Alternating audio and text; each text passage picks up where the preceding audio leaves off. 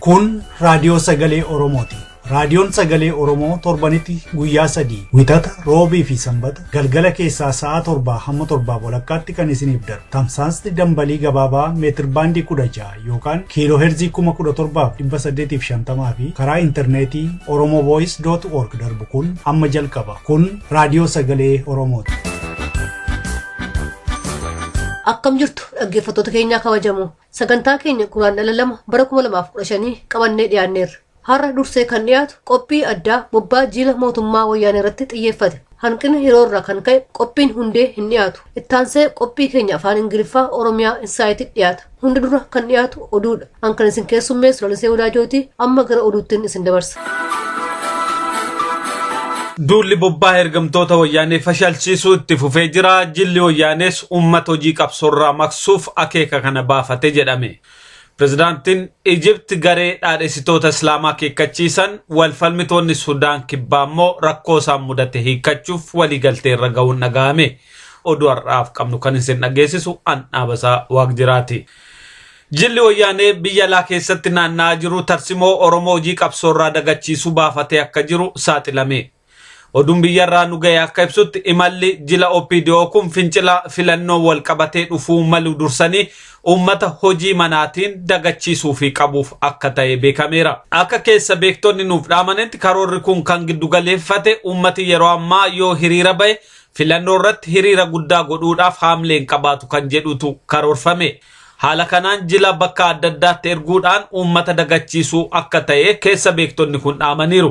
Kana malees biyya keessatti bakka tokko tokkotti sossobbiin bakka tokko tokkotti immoo ayyaana fakkeessaa kabajuudhaan uummata akka mormiirraa of qusatu taasisuuf karoorri ba'ee akka kennamee fi OPDO'n immoo kana raawwachaa akka jiru oduun kun saaxileera. Gama kaaniin hawaasa Oromoo biyya adda addaa keessa jiran bobbaa wayyaanotaa kana bakka argan maratti fashalsaa akka jiran beekame. Oduun Melbourne irraa nu ga'e akka ibsutti sabboontonni Oromoo magaalaa Melbourne fi naannoo ishii jiraatan hawaasa Ogaadeniif hawaasa Amaaraa waliin ta'uudhaan bobbaa ergamaa wayyaanee Abdullaziz magaalaa Melbourne keessatti amajjii 31/2015 taasisuudhaaf akeekkate fashalsaniiru. Haaluma wal fakkaatuun hawaasa Oromoo biyya Jarman keessa jiraatanis hiriira mormii gaggeessanii gochaa mootummaa wayyaanee balaaleffatanii jiru. Mormii ba'an irrattis ajjechaa fidhaa biyya keessatti ilmaan Oromoof saboota biraa irratti mootummichaan raawwatamaa jiru addunyaatti beeksisanii jiran. Hiriira gaggeessan keessatti Itoophiyaa keessa nagaan akka hin jirre uummati hidhamaa akka jiru jilli wayyaanee immoo biyya alaatti kan gaggeessaa jiru hojii kijibaa ta'uusaa saaxilanii jiru.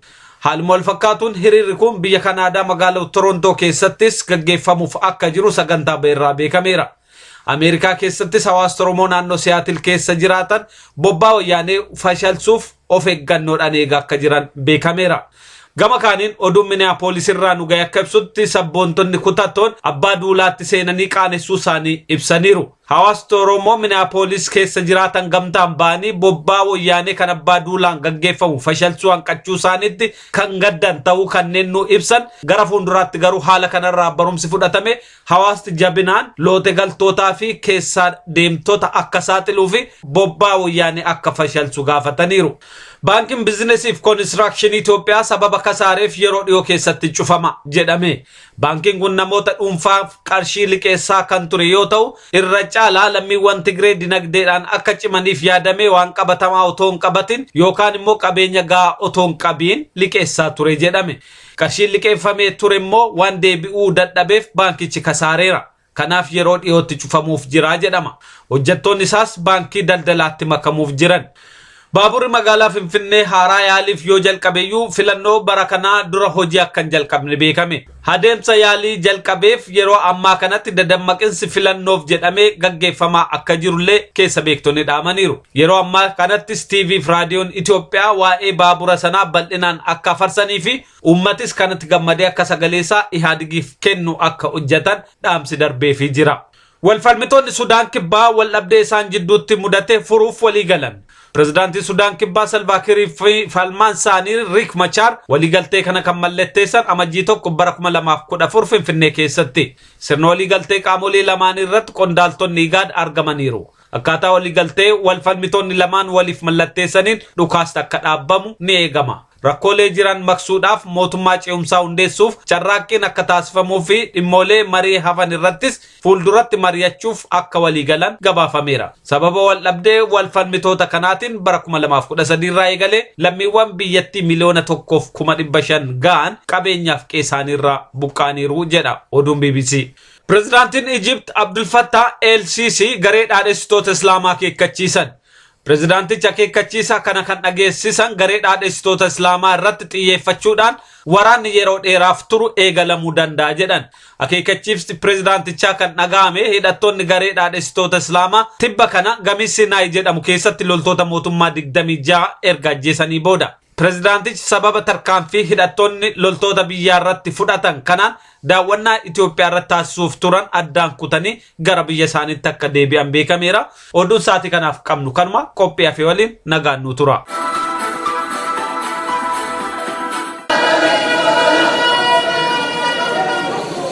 Hawaasa Oromoo Awustiraaliyaa kutaa Viktooriyaa keessa jiraatan magaalaa Melbourne keessatti kan argamu hoteela Crown Plaza jalatti wal ga'uudhaan ergamtoota mootummaa wayyaanee kan ittiin jedhamu jila Abdulaziz Mahammadiin hoogganamu qaanessaniiru.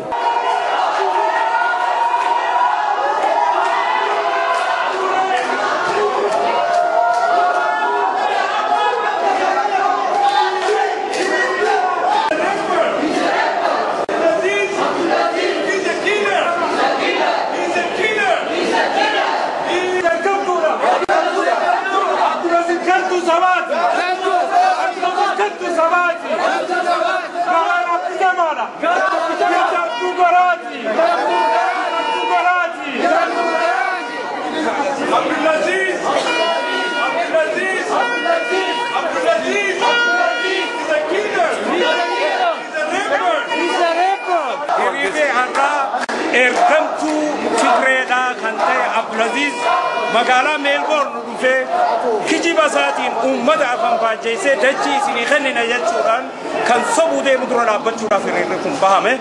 Kanneen biyya keessaa mirga keessanii mormaa jirtan nullee asii waan dandeenyuun simbira dhaabbannaa bitamtootaaf bakka hin qabnu haga bilisummaa hin qabsoomna. Sagalee keenya dhageessisachuu fi jireenya asittuu jiraannu akka nun jeene godhuu fi hamilee uummata kennaa ol kaasuu nu gargaara. Diina harka kennachuu didu fiqiluu kenna argisiisa. Wayyaaneen biyya keessatti yakka biyya keessatti uummata Oromoo irratti dalagaa jiru hojjetaa jiru xixiqqaadhaan biyya alaa irratti immoo gochaa biyya keessatti uummata fiqiluu deegeenya fitu sana babal'ifachuuf jedhee uummata alatti ergamtoota isaa waan ergeef ergamtoota isaa kana mormuudhaaf jennee har'a uummata keenya wajjin wal waamnee bakka kanatti argama. Jallaan keenya silaa diriiree Oromoon bilisoomte jechuu hin danda'a. Hawaal nu qabees, ka isaan dura nu qabees keenya. Kanammoo uummanni biyyaa akka gaariitti akka hubatu namuufuu hin sobamnu. Propagaandaa isaan oofaniinis hin dhameenaa. Misooma isaan jaanis misoomni isaan fidan hin jiru. Ilmi Oromoo tokko yookiin warri Oromoo tokko biyya isaanii qubatanii jiranii biyyi dhufanii akka barbaadanitti ta'an lammiin hundi biyya Oromiyaati.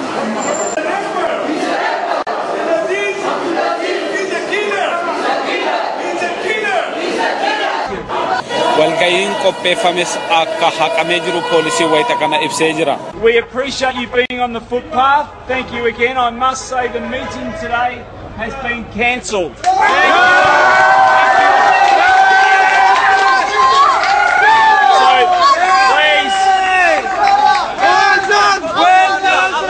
Please protest peacefully, enjoy your time, be nice to our staff, and we will have a happy night, okay? Thank you. Thank you. Thank you.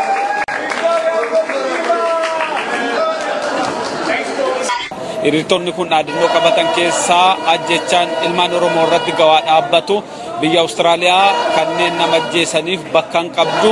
Awustiraaliyaan biyya nagaan keessa jiraatan malee biyya diktaatoroonni keessa bashaa'anii miti kan jedhuu fi kan kana fakkaatuun dhageessisaa oolaniiru. Hiriirtonni kun alaabaa adda bilisummaa Oromoo qabachuun akkasumas suuraalee barattoota Oromoo diddaa gabrummaa bara 2014 ajjeefamanii qabachuudhaan walga'anii guyyaa guutuu hamlee guutuudhaan mormii isaaniitti fufaniiru. Poolisii wajjin waliigaluudhaan karaa nagaatiin hiriira gaggeessaniin bakka dhaabbatanii hundatti nagaadhaan gaaffii fi iyyannaa isaanii dhiyeessaniiru.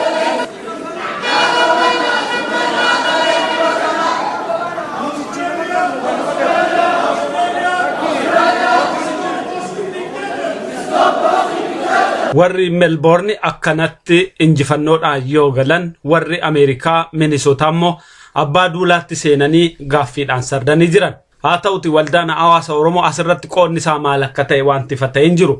Ummati garuu fedhinnaadhaan hirmaatee abbaa duulaadhaan kunoo poosti kaardii ijoollee atajjeeftee kashlabboota ittiin jette si badhaafne ittiin jedhan.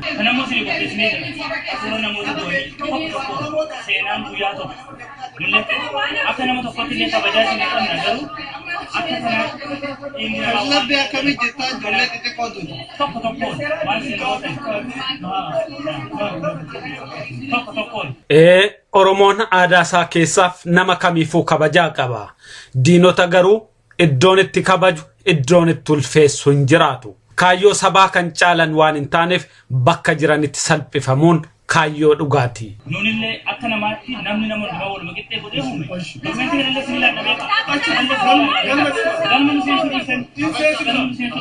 Kana kaabatu naannaa kaabachuu barbaade. Kana kaabachuu danda'a. Bineensi kun.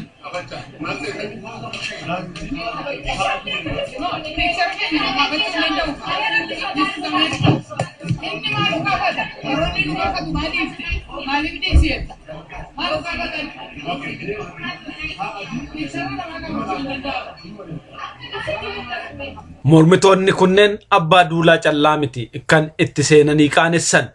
Kanneen abbaa duulaaf riqicha ta'anillee gaaffii sardaa gaaffii dhugaa gaafataniiru.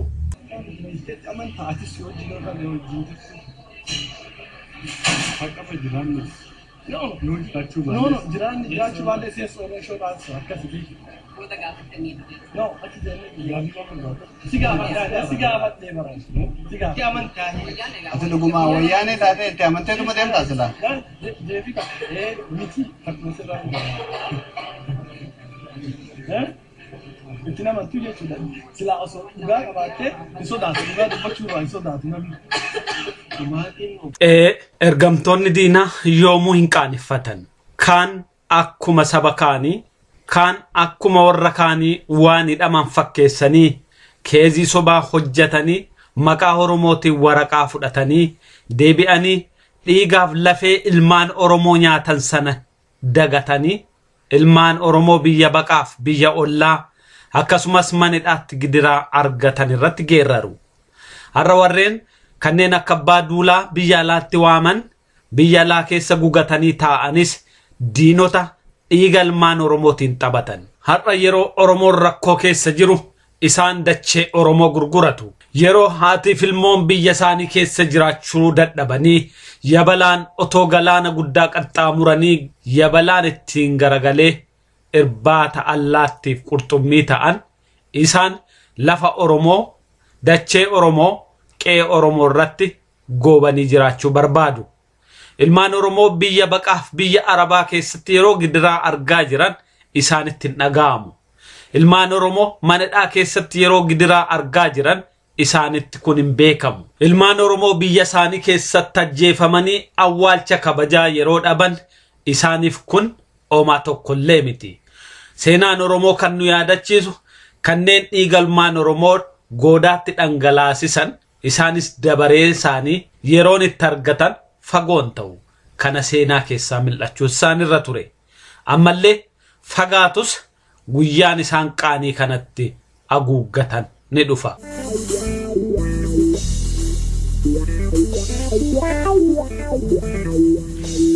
Ya ummata kiyya wanni amantana ansi yaadachiisu firra erkadhu qabsootee tittichi qabsootan ta'e duwwaa kasi kabachiisu eenyu alaa dhufee bilisummaa tante walabummaa tanteeti hungonfachiisu biyya tee irratti mirga kee irratti harka kee irratti du'iitii ajjeetii mirga kee gonfadhu kun sin gaafachiisu.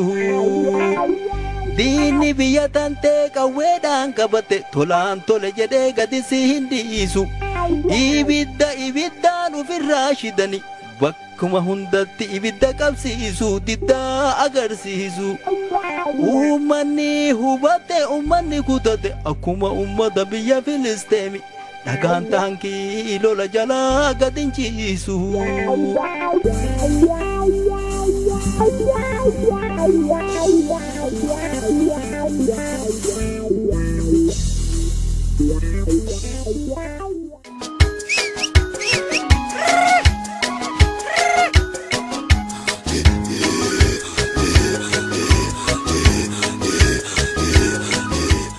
is Oromo Voice Radio English program. Oromo Voice Radio is broadcasting to Oromia at 16-meter band or 17,850 kilohertz or on oromovoice.org website.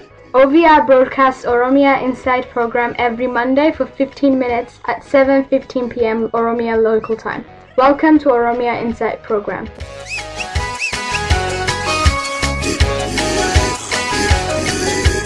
Oromia is a country in East Africa well known as the Horn of Africa. It's 600,000 square kilometers, making it larger than France, Italy, Belgium, and the Netherlands. Oromia is populated by over 40 million people. It's the origin of human race and the Geleto system. Oromia is the birthplace of coffee and home to world-class athletes. Also is a nation with multi-faith society, Christianity, Islam, and Wakefana. Oromia is the third largest single nation in Africa and the single largest nation in East Africa. It has been occupied by Ethiopia for over 130 years and is struggling for self-determination. Oromia has unaccounted number of Oromo refugees living in other countries. Welcome to Oromia Insight. My name is Aliye Geleto. Our guest, Tsegaye Ararssa from University of Melbourne, who will carry on from where we stopped last week. Right. This is a very interesting question because the Australian government is bound by international law.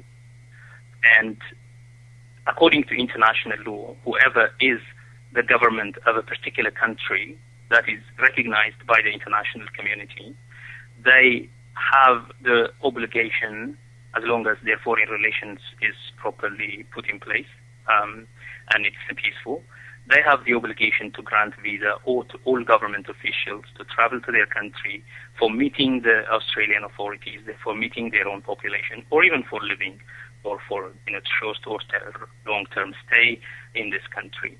The reason is by granting visa to these officials, they're not granting visa to this particular individuals. They are actually granting visa, facilitating the movement of the government for governmental missions. So those individuals who come on a government mission as delegates of the Ethiopian government and get a visa actually do not come on their personal capacity, and they do not speak in their personal capacity. They speak in the name of the government, on behalf of the government, and the Australian government is only doing its obligation, discharging its obligation when they facilitate their travel, protect their security, and make sure that they are back home safely. So that's the nature of international law. That's the nature of doing business in the world of diplomacy. But that said, they understand that there is a lot of criminality that's happening. They always insist that human rights be respected, that the perpetrators of any human rights violation be brought before justice, before court, and so on and so forth. But if they are not, and if the government comes up with its officials, until that person is, this particular official is found guilty, the Australian government cannot say it is criminal, because it has got the credential of the Ethiopian government with which the government of Australia deals. So that's one of the problems of international law. Now, the second point you raised is about how the Ethiopian government and its supporters do this spectacle of showing the success story from Ethiopia. One of the things that happened in 2012 when the Prime Minister, former Prime Minister Melbourne died, was that the supporters of the Ethiopian government in Australia wanted to have a live funeral ceremony staged by the Ethiopian television to be transmitted at the Federation Square here. Now, they wanted to do that as part of their own propaganda, to extend their propaganda to the whole world and show that Ethiopians all over the world are mourning the loss of their leader. But there were very few supporters who organized that, and a lot of money was behind it, a lot of government money too. The Ethiopian government money was behind it. When that happens, naturally all those Ethiopians, not just Oromos, all those Ethiopians who are persecuted by the government resisted. They said, no way, this is an offense to our misery, you know, untold story of misery. It is under this man's watch that we died, we survived torture, we were persecuted, we were sent away, and we are here. And it will be offending to it will be morally reprehensible to us if we see that this is happening in this country. And they were right, I think, in resisting that. But on the other hand, the other groups said, we are going to celebrate it nonetheless. I mean, mourn his death nonetheless. And it was funny because they themselves, the supporters themselves, most of them, are here and granted visas because they claimed they are persecuted. But they are supporters of the government. And how is it that they are actually persecuted if they are such a supporter of the government? This is what is funny what looks funny to the Australian government. And it's natural that people laughed at that. But it's also interesting that the Oromo community, for example, resisted the staging of that funeral ceremony. And in fact, there would have been a clash if that was going to be staged. And naturally, because these are people who have undergone an extraordinary acts of violence and torture under that regime, and they will get only emotional when they see this kind of activity. And if there is going to be a clash, then who will take responsibility? So that argument in Victoria won the day, and somehow the television spectacle was stopped at the very last minute, I think, in the final day. Can we say Oromo is targeted at home and diaspora as well? Yes, absolutely. I mean, we have seen lots of incidents like people tracked down and shot in Kenya by the Ethiopian security and intelligence personnel. From the refugee camps, people have been tracked down, arrested, and taken back to Ethiopia and die in Ethiopian detention centers several times. The case of the Sahun Chameda, an engineer away from Ethiopia who was in refugee camp, UN refugee camp, who was abducted from there and taken back to the detention centers and tortured and finally died in the prison. And nobody so far, no inquiry has been staged, and nobody responded how that happened. Nobody explained from the government how that happened. Nobody took responsibility for the death of that individual. Now, that's only one incident, an example. They do this in Yemen. They do this in Djibouti. They do this in the Sudan, in southern Sudan. They do this in Cairo. They attack diaspora communities, particularly Oromos, especially those who are active in political organizations. They track them down, they pursue them, they attack them, they abduct them, then they take them back. Even in the West, they track them, they intimidate them. They track and tap their telephones. I am one example. You know, my phone is tapped, my Facebook page is always screened, my communication with my friends back home is totally screened, so much so that I don't now have any contact whatsoever with my friends. Not because I'm afraid, nothing would happen to me, but my friends would be targeted because of that. So I live like I have no friends. That's how life is. So is it legal to actually prosecute and kill Oromo anywhere they find for the Ethiopian government? What is it? Is it legal for the Ethiopian government to No. actually kill and prosecute everywhere they find No. them, even including Australia? No way. I mean, it's not legal to kill anyone anywhere. The reason they find it easy to do that in the Horn of Africa countries such as Somalia, Kenya, Djibouti, South Sudan, etc., is because they are governments who are weak or collapsed states like Somalia, Mogadishu. Hargeisa is kind of friendly with Ethiopia because it's not recognized internationally except by Ethiopia. So it's a friendly state. It's a state that's very friendly to Ethiopia because also it depends on the food export of Ethiopia to a large extent. In these countries, these are weak states. some of them are collapsed states, some of them are very new states, some of them are client states, client to the Ethiopian government, like the government of South Sudan until a very short while ago, because it facilitated its independence. Now, in these countries, their borders are not secure, the states are not very strong, the law enforcement officials are not strong, the security intelligence personnel is not very capable. The Ethiopian government, as you know, is one of the governments which have got the very, very strong security and intelligence system. So they penetrate these territories and hound people and to get them. And then they also have these legal mechanisms of extradition and so on and so forth, extradition agreements with weak states such as the Yemeni state now. The Yemen government is very much embattled because of the internal arrest and international anti-terrorist schemes going on in there. So they've got these kinds of agreements. They penetrate those countries. They go in and arrest people and abduct them home. In the West, they can't do that because the law enforcement is serious, the borders are very secure, and there is no such thing as death penalty or anything. And even if you have people who you say they are criminals, you have to first get a court warrant for that, get them properly arrested, get them properly interrogated, get them properly tried and convicted before you take any action.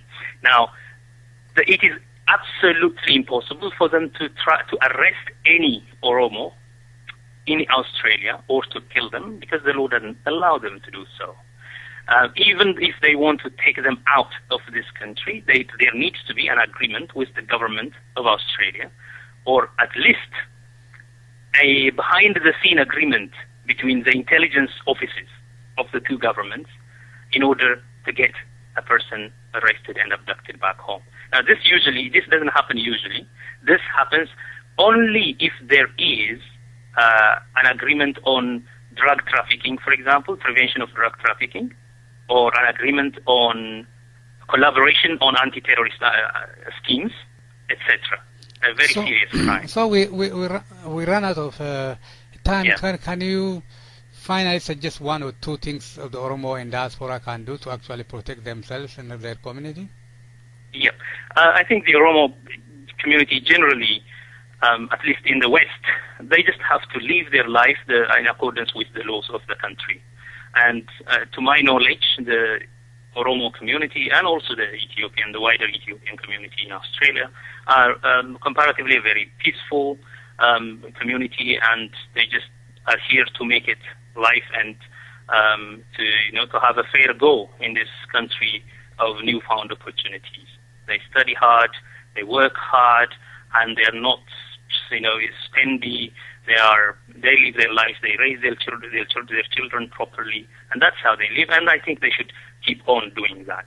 The second thing is that the government, of course, will tap into their phones, their Facebook pages, they might do all sorts of intelligence things, but they can't do anything to them physically. But they have to be very careful with the supporters of the government, their fans. There are very passionate, strong supporters some of them are funded by the government, and they can provoke a dispute and they can attack you personally.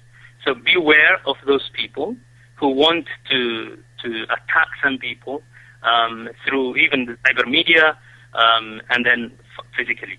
So one has to be very careful with that. A third thing is that as a community, it's very good that the Western Australian Oromo community actually responded to the government letter properly. One of the things they said is, look, we can't negotiate, we can't sit down and talk with a government that has got blood in its hands, right? And then this is a very powerful statement to make, and it is wonderful that they actually said, we're not going to come and sit with you as Oromo community here with the government. No. And they, in fact, say that any Oromo individual who will take part in that meeting, and they have the right to do so, by the way, and if they do, they are not going to participate in our name, they are not going to speak on our behalf. So that is a very clear statement to the government. So as a community, they have responded in one voice, and that's a very good thing to do. I think they have to step up and continue to do that in the future as well. Thank you, Tsegaye, for coming and sharing your knowledge and experience. It has been a pleasure. Thank you, Ali.